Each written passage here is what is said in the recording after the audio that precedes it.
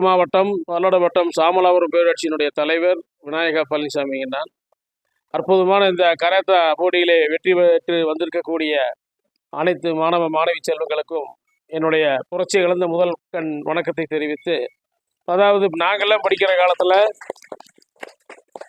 எங்களுக்கெல்லாம் இந்த மாதிரி கராத்தா தான் ஒரு பக்கம் ஒன்று ரெண்டு ஏதாவது ஒரு மூலையில் சொல்லிக் கொடுப்பாங்க. அப்போ அந்தளவுக்குலாம் எங்களுக்கு வசதி இல்லை. அதை போய் கற்றுக்கலாங்கன்னு ஆசை இருந்தாலும் கூட எங்களுக்கெல்லாம் வசதி இல்லாதனால நாங்களாம் மேக்ஸிமம் எங்கள் தரத்தில் ஒரு 50 ஆண்டு காலத்துக்கு முன்னாடி பார்த்திங்கன்னா வாய்ப்புகள் ரொம்ப குறைவாக இருந்தது. ஒன்று ரெண்டு அப்போ இங்கெல்லாம் சொல்லிக் கொடுப்பாங்க.